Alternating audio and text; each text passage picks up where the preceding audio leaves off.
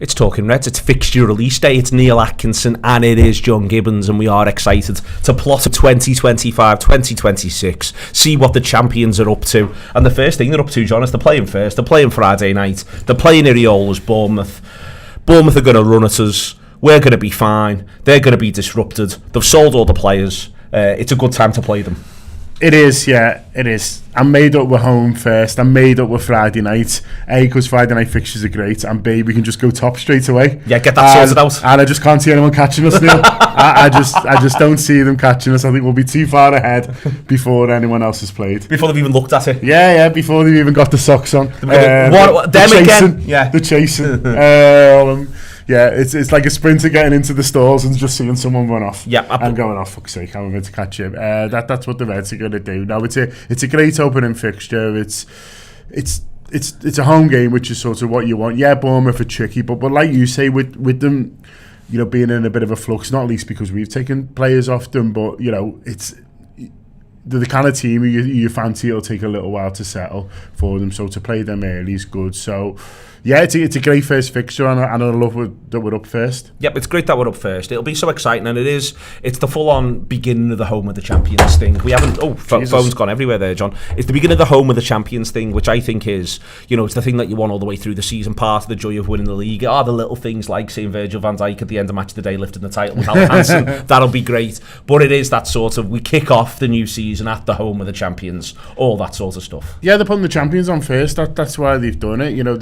They've done that for a reason, and that's fantastic, and we get to walk out as champions, but don't want to win it again, and that's what they'll be their focus. We're looking forward to all those little things, but they're walking out to be champions of next season, 25-26, and that's what they're trying to do, and I think they'll be pleased to win first. They'll want to put a bit of a marker down as well, so I absolutely can't wait. Now I feel like I've had a little bit of a break and I can't wait for the footy. Yeah, it's mad, isn't it, because you go through the move of, I'm looking forward to the break, and last weekend I was like, where are the games? Can we have a game? Last night I was thinking about watching them. I was thinking about like sitting there in Anfield in my very seat, and how great it would be to watch them play football. And it's been less than a month now, do you know what I mean?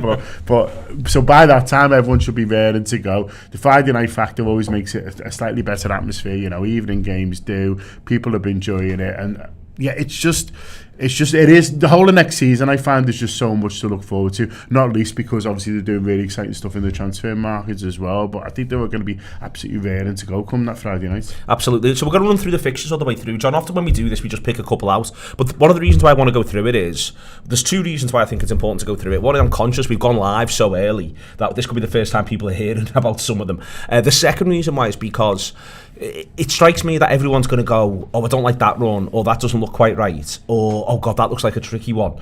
But I think why that is because there's so much quality in the 17 teams that didn't get relegated. So you end up in this situation where it's actually difficult to pinpoint what is an easy game and what's a hard game. And I think that's one of the things Liverpool did brilliantly last season, was I think they treated every opponent with the right level of respect. I thought it was one of the things that Slot nailed, was how hard the league was, therefore how well you had to play, therefore how ready your team needed to be. And that's why I think you look at this and you can go on any run and go, oh, that looks like a tough run.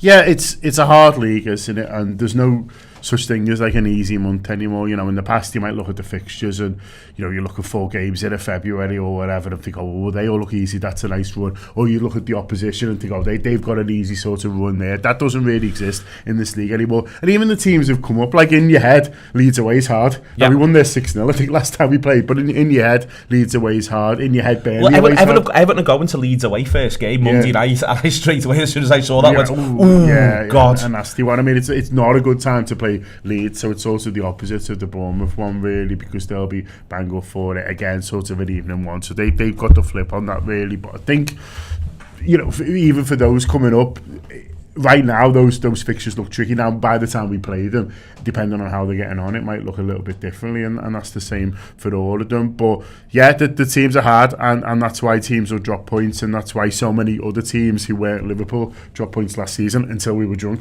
Exactly. A key part to remember, our summer started first, all the way through on this. So we should be coming back in better nick. We moved everything forward. Next two, before the first international break, John, are Newcastle away and Arsenal at home. I mean, they are legitimate, absolute. The two Champions League teams, let's just sort of phrase it that way, away.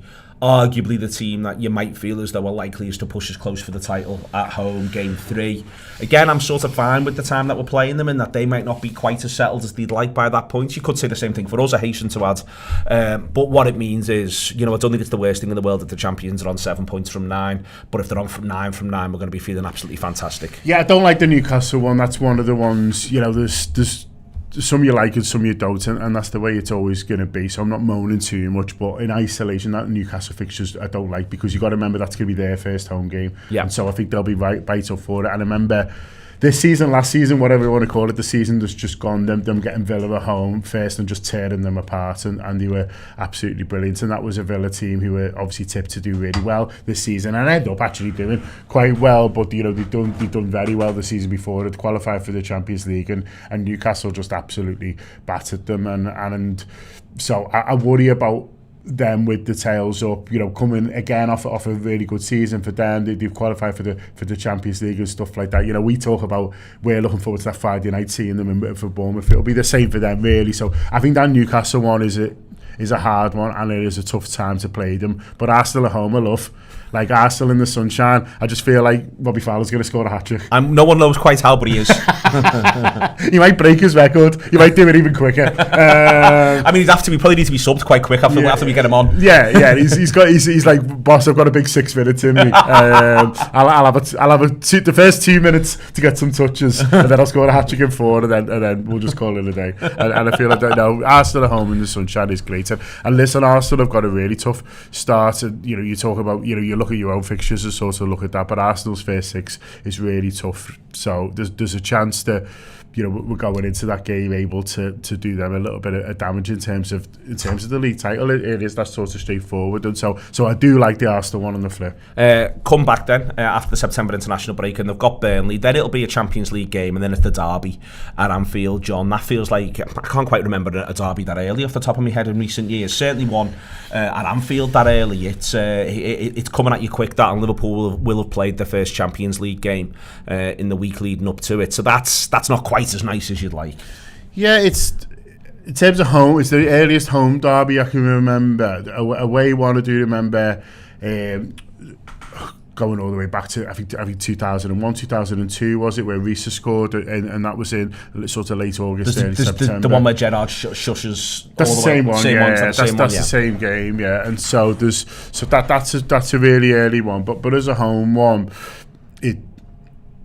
it does a feel early one. Again, I'd prefer the Everton ones the other way around, if I'm honest with you, not to get ahead of myself too much, but the other fixtures I don't like are the away games at Goodison and Old Trafford right at the end. It reminds me of seasons gone by recently where we've drawn those games, emphatically drew them, and so I'm a bit bothered by that, but when we're playing Everton at home, I won't be thinking about that too much. I'll be just looking forward to it. And yeah, they've got a bit of a funny summer as well. It doesn't look like they're going to do huge amounts. They seem more interested in keeping players on than they do necessarily sort of signing, and so it'll be interesting where their mood's at. They've obviously moved into the new stadium and things, but depending on how that starts, they could be a little bit flat. So don't mind it too much. I would rather the derby fixtures were the other way round, but don't mind it too much. Back-to-back aways then follow to end the September run into, I know the first one is October, but then it's the October international break, so you'll pardon me that.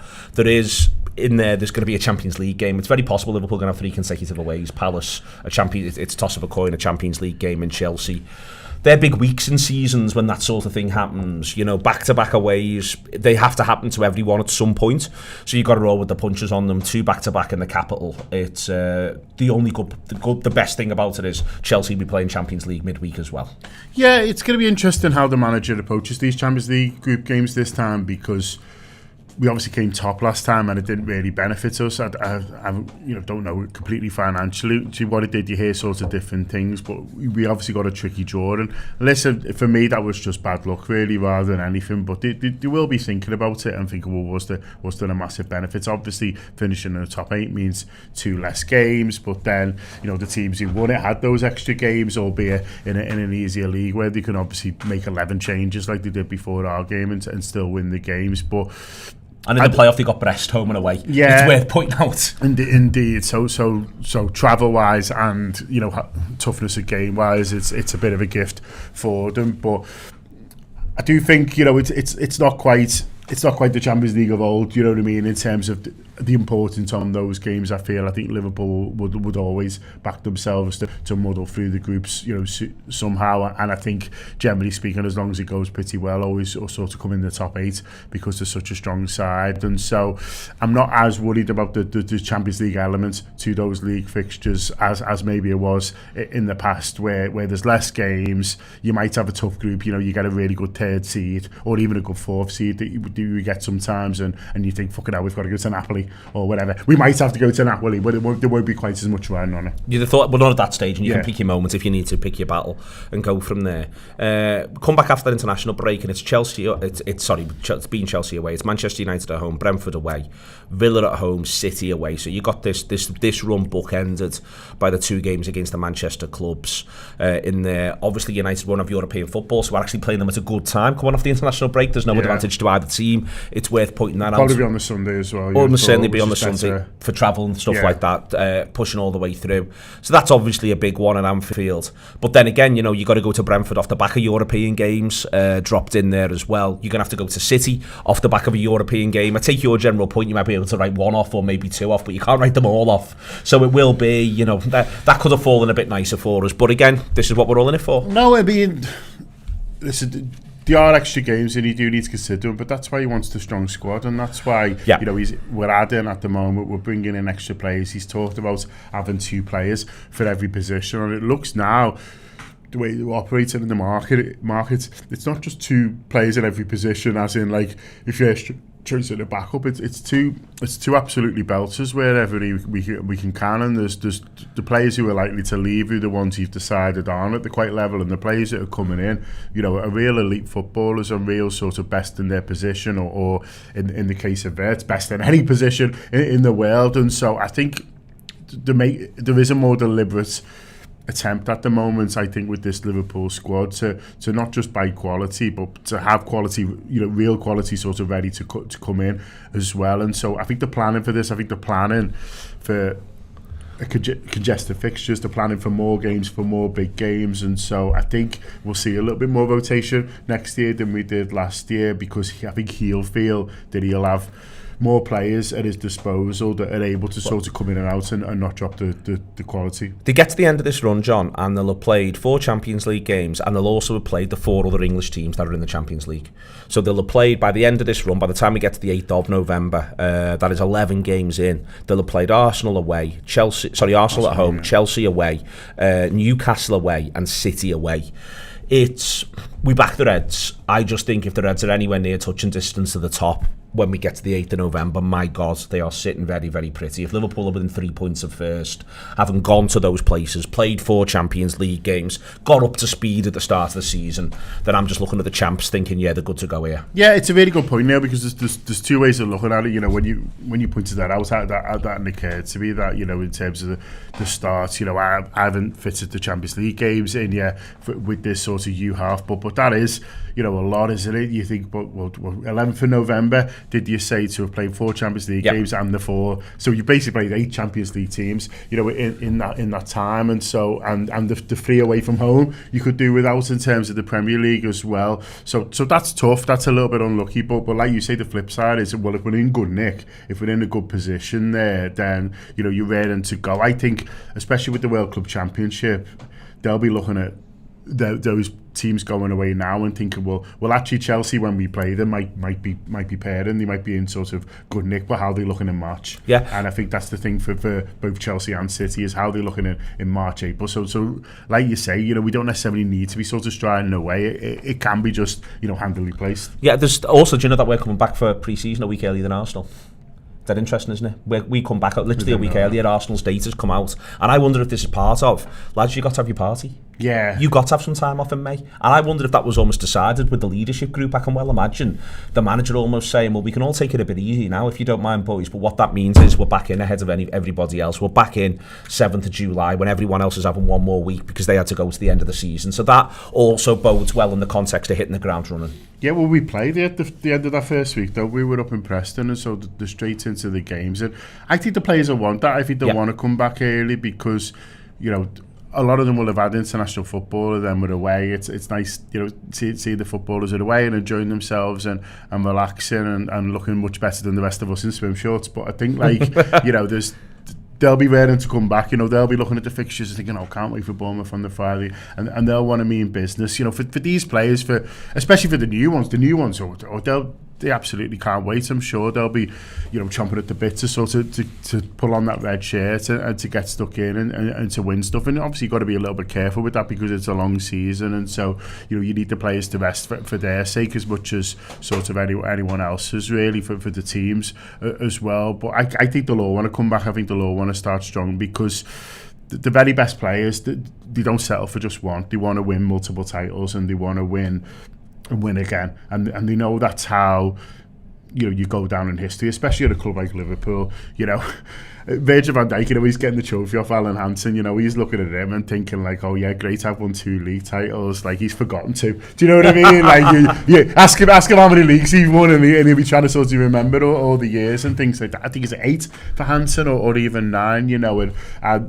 And when Hansen was there, they were winning them more often than not, and the keen students, aren't they? That comes through all the time. Yeah, with Mo Salah, who's very aware of being Russian and everything that he's done, and talks to him about records, and that's personal records, but it's also what they've won for the team as well, and they'll want to sit back and relax when they retire, and they've got all the summers in the world to say this is what I won, and to put the medals on the table, to use the old Phil Thompson one, and they want more, and they'll feel like they can get more next season. So there's absolutely no messing about, and certainly no excuses. So the next run, John, we've said there about them playing the Champions League team. The run they've got, I think, from the international break in November ends of right the way through until New Year's Day, they couldn't ask for anything better.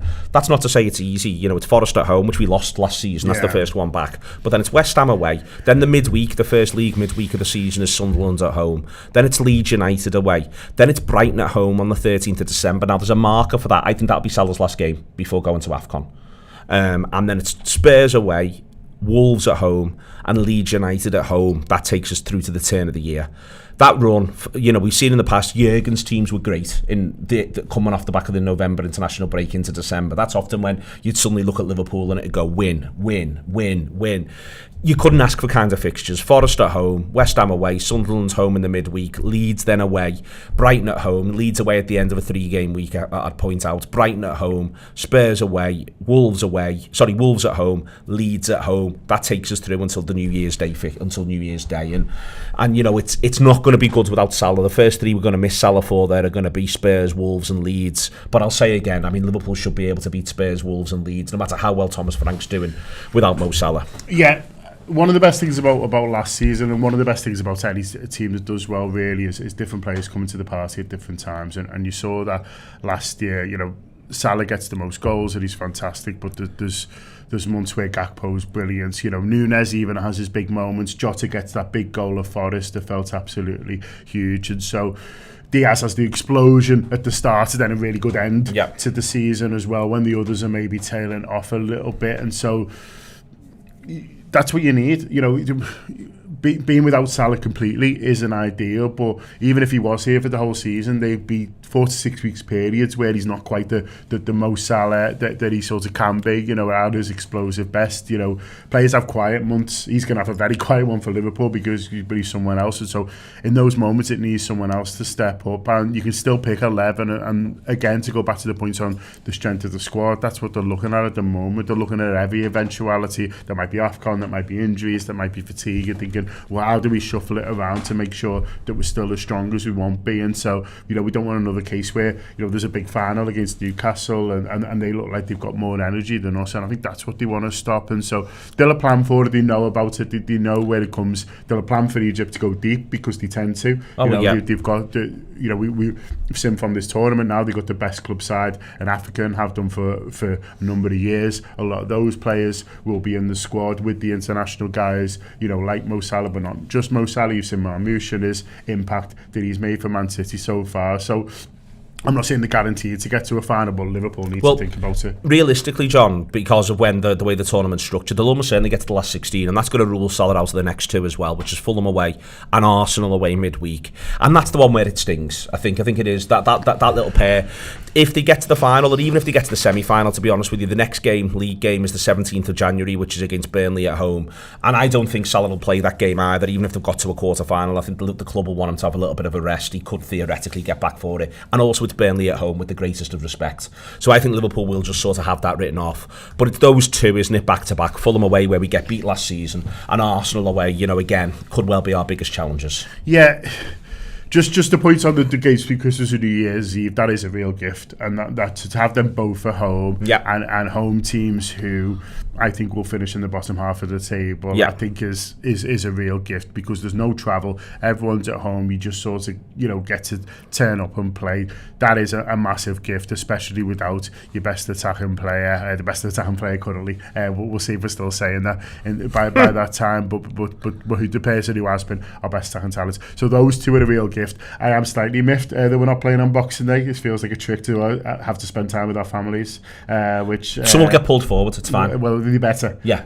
Is what I would say. But those are the real gift. But like you say, on the flip side to that Arsenal one is annoying, because Arsenal away will be hard, and we don't know. There's a lot of unknowns. A lot of things can change between now and January. But one thing you can pretty much, you know, hang your hat on is that Arsenal away. That Arsenal away will be one of the toughest fixtures of the season. And when it's hard, and when it's, you're having to struggle a little bit, I think that's when Mo Salah is brilliant. Mo Salah is brilliant at getting the goal where you think, fucking hell, we were second best today, but we got out with a 1-0.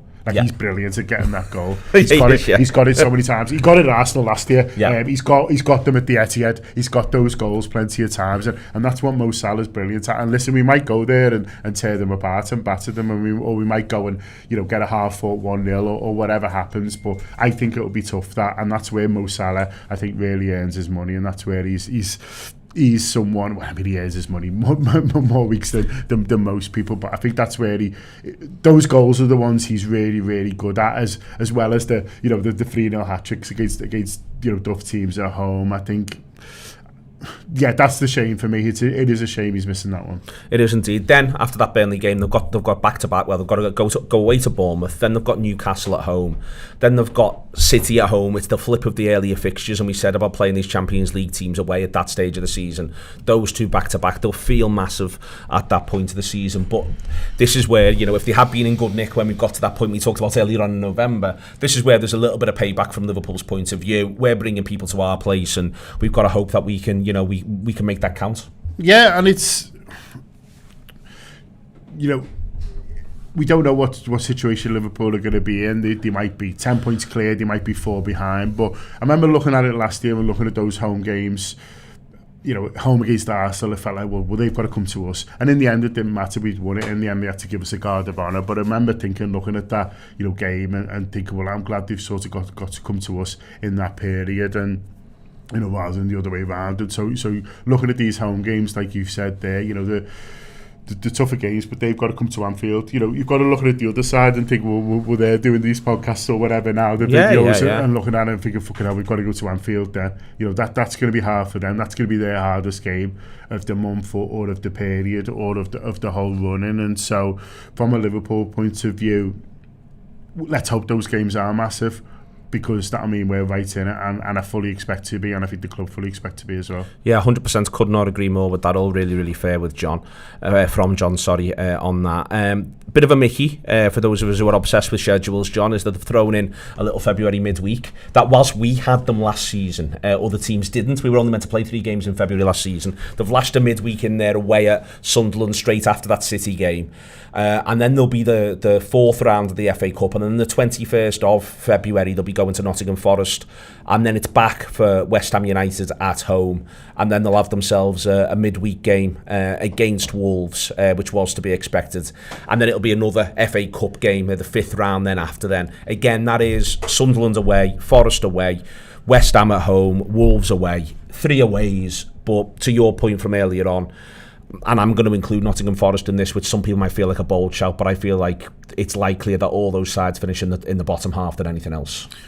Yeah, Sunderland are going to struggle hard. It's going to be really, really tough for them because they've come up through the playoffs. They weren't really one of the best 3 teams in the league. You know, that's the playoff system, and that's what, you know, everyone has signed up for, and that happens. And then they've obviously lost Joe Bellingham, and so they took a backward step since coming up, and I'm sure we'll sort of sign players, but February feels a decent time to be playing all of those, to be honest with you. Wolves normally get the act together kind of, you know, towards the end, and you know, we'll see.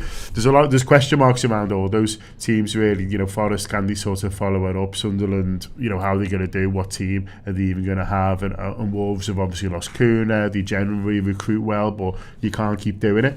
You know, they've lost Aït-Nouri already as well, and so they've lost probably the 2 best players there, and can they sort of replace them? And so I'd expect Wolves to struggle for periods of next season up until they don't, and let's hope that's the period where they are struggling. But you know, trying to assess how strong those 3 teams will be in February is quite tricky, but they could be a lot nicer games than what they look right now, certainly. Yeah, but also the other thing I point out is it's also one of the reasons why you don't want to be in the 2-legged playoff for the Champions League, because you're whacking 2 games in February into that run there, and you'd rather be able to focus in on those league games. So it is important to get through. Then when you move into that March period, there'll be an FA Cup 5th round game. Then they've got Spurs at home and Brighton away. But I will point out, you know, Tottenham will also be in the Champions League. I don't think it's unreasonable to think they've got a fighting chance of getting to the last 16 themselves.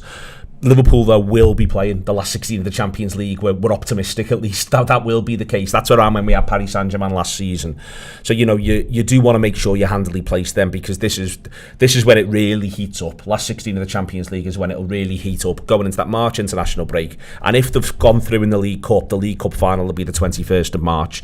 You were talking before about them, you know, about they tired in that period last season. It was visible at times that they'd obviously put so much into February, being able to manage themselves a little bit better. And let's be clear, this February, as it's currently planned, is much kinder than the one that we had, which involved Everton away, Villa away, Manchester City away in the last run. But nonetheless, you know, this is when you can begin to sort of see where the miles come in on the clock, and it's why you need the squad. Yeah, and the manager's been clear on how much he learned from that last season, and he's talked about November to February being the longest stretch he's managed a team for. He's used to January breaks, and he's used to all that, and so he'll have come through that with a lot of information and a lot of things to learn from that he can then apply for this season. And so he'll be aware that it could be a tough run. The Cups is in a way that, you know, the biggest unknown really in all of this, because last year we go all the way to the final of the League Cup, but we go out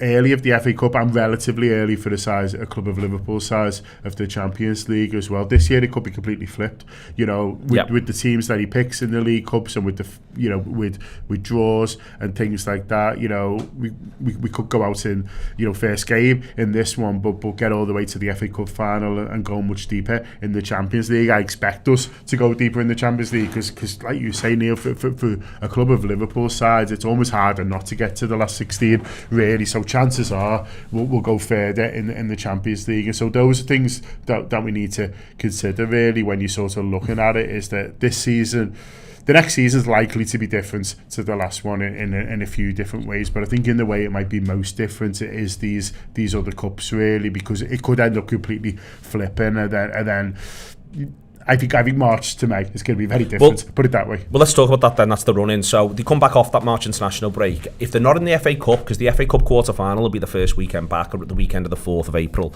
they'll then have a Champions League quarter-final if they've got that far, which we very much hope they have. So they could be going into that off no football since that Brighton game on the 21st of March, which might be seen as a disadvantage, but might also be seen as an opportunity to recharge some batteries as well. And then, if they then hit that run where there's 7 to go, 4 home, 3 away. They are Fulham on the 11th, it's Everton away on the 18th, it's Palace at home on the 25th, it's United away on the 2nd, it's Chelsea at home on the 9th, Villa away on the 17th, and Brentford at home on the 24th. It's worth saying, John, that you'd rather have with your last 7, you'd rather have 4 home than 3 away.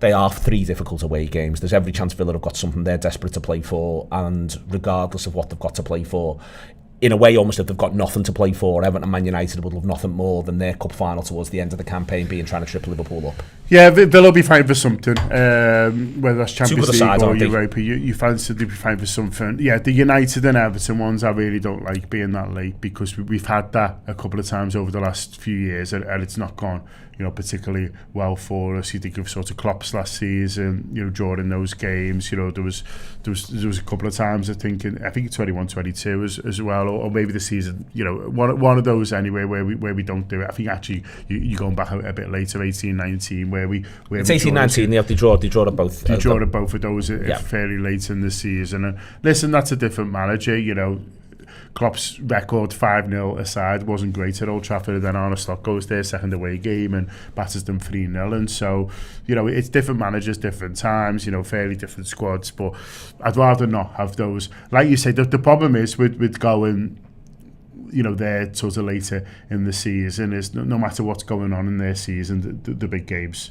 It's not like going, to the equivalent side of the table. It's not like City going to Everton or Arsenal going to Everton at that period. Yeah. I don't think Arsenal will go down this season, but I don't think they'll finish top half, and so I don't think Arsenal will go down either. I don't think Everton will go down. I don't think he's one of Mikel Arteta's biggest fans. I don't think Everton will go down. I don't think they'll finish top half. So the season for them at that point is probably going to be a bit of nothingness, but the derby is the one they'll be up for, and they'll be looking for, and they'll want to be joining the pantheon of greats like Tarkowski in I managed to get a point against Liverpool, and so that's their motivation. So those 2 games are a bit of a nuisance for me, but hey, if you can win them, they'll feel fucking great. They'll feel great, and there's past the running, and then last game of the season's at home, which I think you always wanted. We're in a nice position where first game and last game are both at home. I think that's no bad thing. It helps if you're going for it. Home game against Chelsea, second to last. There's a chance they might still have European issues going on. We might as well, and we'd want to have that. But a home game there is no bad thing as well. I think all in, to return to the theme at the start, really, it is a really difficult league, and we managed to both show that last season, because a couple of games away in London really aside, and the home game against Spurs, we don't really whack anyone all the way through the campaign. It doesn't go that way, but we put the points on the board. I think the manager would like a few more straightforward, in inverted commas, wins this season. I think he'll find that easier to rotate players, to give opportunities out, and I think he'll be working on that. But I always just come back to plotting a course through this league. It's a massive challenge. If Liverpool can have their noses in front with 7 games to go and 4 of them are at home, and none of them are against Arsenal or Manchester City. I take your point on those 2 against Everton and Manchester United, but none of them are against that. If we can have our noses in front with 7 to go, we'll feel great about it. And I fancy us, I really do. Yeah, I think one of the things he's looking like he wants to do with the team this year is to make us more attacking. And I think that's to your point, Neil, is that to turn these games that were 1-0 or 2-1 into more comfortable wins, because it means you're less likely to slip up. So the problem with winning 2-1 is that something can happen in the last minute of a game. You give away a penalty or something strange. You get a bit of bad luck and suddenly you've drew. So you don't want too many close games in a season, ideally, because you're bringing in the elements of chance. So I think there's that, but there also, like you said, Neil, is the idea of can we rest in the last 10-15 minutes of a game because you're 3-0 up. And so the signing to me looked like they're designed to make us more attacking.